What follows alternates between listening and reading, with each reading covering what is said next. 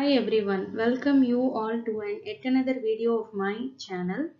And today video is from the subject operation management and it is related to the topic network diagram and project management. So network diagram and project management is the base for working out the problems in PERT and CPM. So for the past two videos I was highlighting the basic concept related to the network diagram in project management, and today I'm going to teach you an example of constructing a network diagram.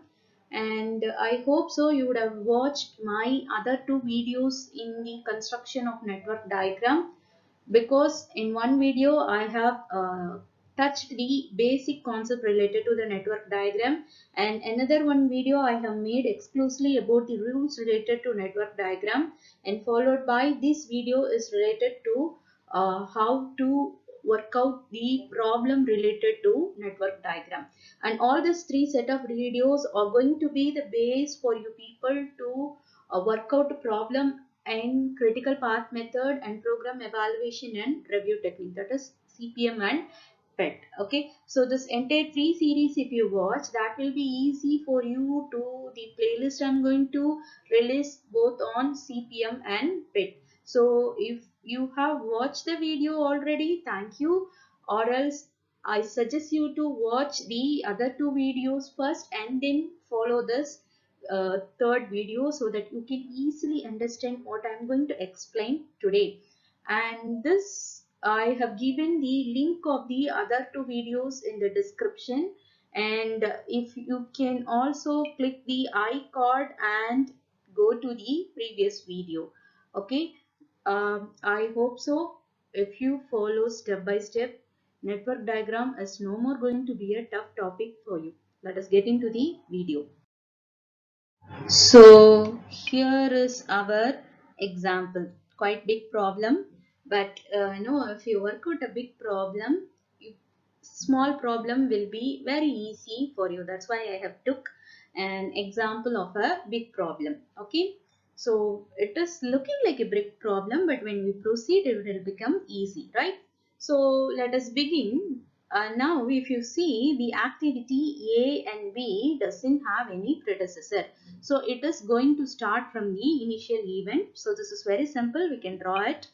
Activity A and B starting from initial event. Right. Next, activity C starts at the place. Predecessor activity is B. That means it starts as a place where B ends. Right. Okay, before drawing that, I know one thing you have to check is how lengthy I am going to draw this line.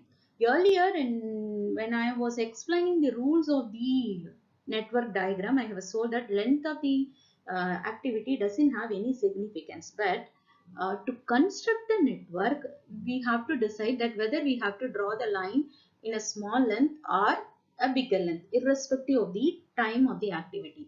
Now, if you see activity, now we are going to draw activity C. Okay, activity C, where does it appear as a predecessor? It appears predecessor immediately for E. So we can draw a small line. Okay, that is, it is going to get impact immediately. So we are drawing as a small line. Why I am telling this? If you see activity D, you can understand. Activity D, the predecessor activity is A. That is, it is going to begin in this place. Okay, but where does this activity D appears as a predecessor? Okay, where does activity D is a predecessor for which activity? So if you see, it is appearing as a predecessor for activity, yes, that is the last activity where it is joining as a predecessor with three other activities. Okay, along with three other activities, it is going to be the predecessor for yes. So in the meanwhile, we don't need the D event to be interrupted. So we will draw a lengthy D. Right? Might be, this may be just 1 hour also, but your drawing is it so long because our network diagram comes in a perfect way. If you draw here, somewhere here, what happens? when you want to connect R, you will be coming back in the network diagram. For that purpose only, now itself we are drawing this line with length here, right? Next, activity E. Activity E, where does it start? It starts, predecessor activity is C. That means it starts at a place where C ends. So this is the place where C is ending. So from here you are going to start E. Again, let us check where does it appears. Okay, this is also appearing at the end. So what we have to do, again we will draw a big line, right? Next, activity F. Activity F starts at a place where B ends, because the predecessor activity is B. So this is the place where B is ending, right? Okay, let us see where does it appear. It is appearing immediately, but it is appearing along with A.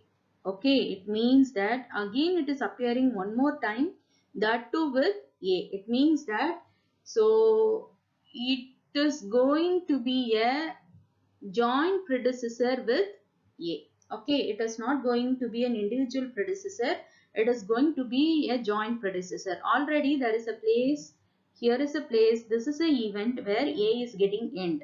So can we draw a line directly from B to A? Okay. Before drawing that, we have to check that whether F is coming as an exclusively predecessor elsewhere. So it is coming with A only, right? So we can draw, but you should also check that whether A is coming as an exclusive predecessor. Yes, A is already an exclusive predecessor for D. So we cannot draw a direct line from B to this place. Okay, so that to mention the ending of A and F. So you have to draw it as a separate event.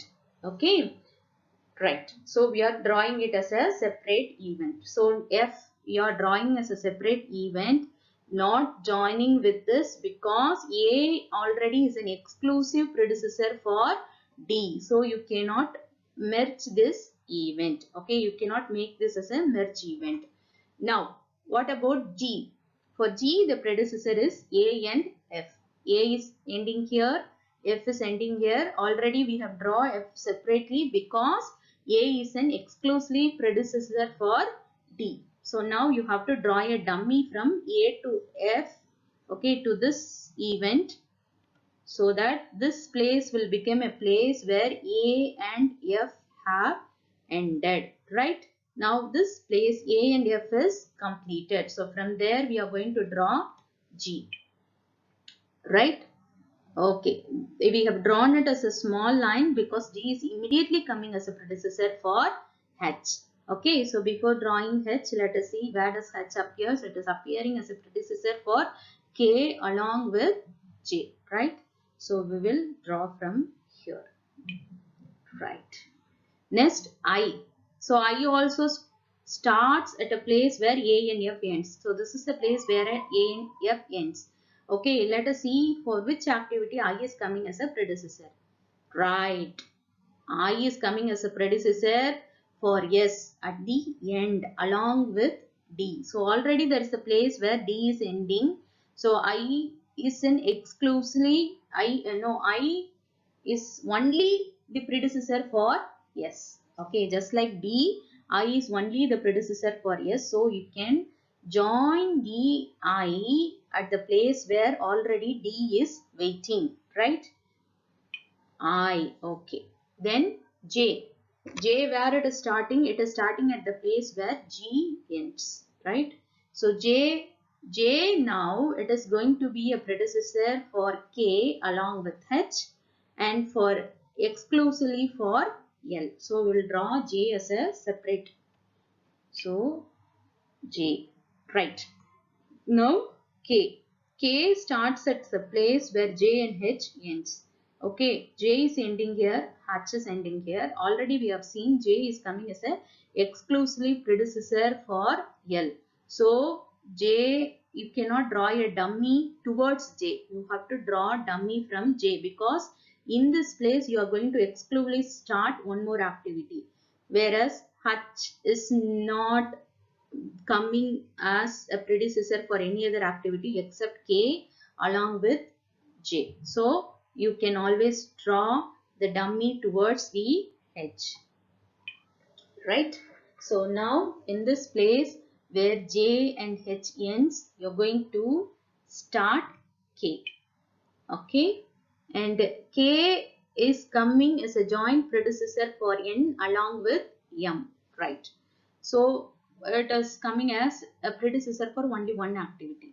Next, L, the predecessor is J. So this is the place where exclusively J ends. So from there you are going to draw L, and L is a predecessor individually for M. So no issues, we can draw it separately.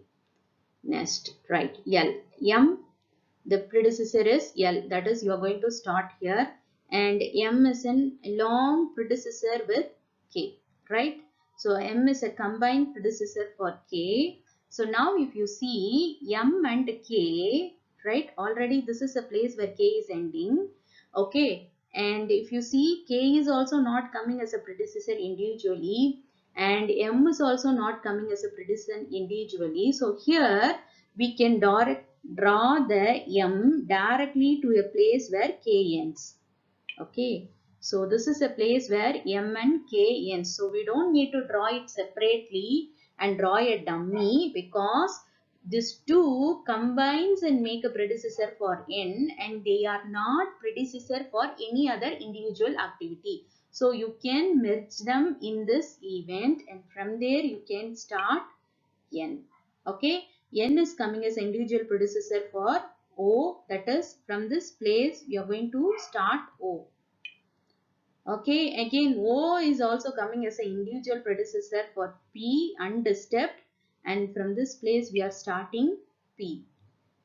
Q, okay, starts from the place where P ends, but it is going to be a combined predecessor for S. So already it is a predecessor for X. Already we have fixed a place for starting the X. Already D is there waiting, I is waiting there. So to this place you are going to merge Q, right? Next, R. R is a place, okay, it is start from predecessor is E. Already E is waiting here, right? So from this place you are going to start R, and R is again the combined predecessor for S. Okay, already three activities. D, I, Q is waiting in this place. So to this place you are going to match. What you are going to do? You are going to draw R. Okay. So now activity S is ready to start from this place, because you have four predecessor D, I, Q and R. So from this place you can start S, right? And S is a predecessor for T. That's it. Very simple, right? Now let us start numbering. Okay. 1, 2, 3, 4, 5, 6, 7, 8, 9, 10, 11, 12, 13, 14, 15, 16, 17. So simple. This is how you have to number. You can cross verify. Okay, if you take activity this, okay, the head is greater than tail. If you take some other activity, if you take here, the head is 15 and the tail is 5. If you take this activity, the head is 14 and the tail is 4. If you take this activity, the head is 10 and the tail is 9. So nowhere you have an issue. The numbering is done properly. Cross verification, and the numbering is done properly. Right? Okay. Thank you for watching this. I hope so. All the three videos is very useful for you to understand the network diagram. So this is a combined playlist. Next, I am planning to release a playlist on critical path method and program evaluation review techniques separately. So I have also already have a playlist related to cash budget. So kindly watch that, and if you like the video and my teaching, kindly subscribe to my channel, like the video, share and comment. Thank you.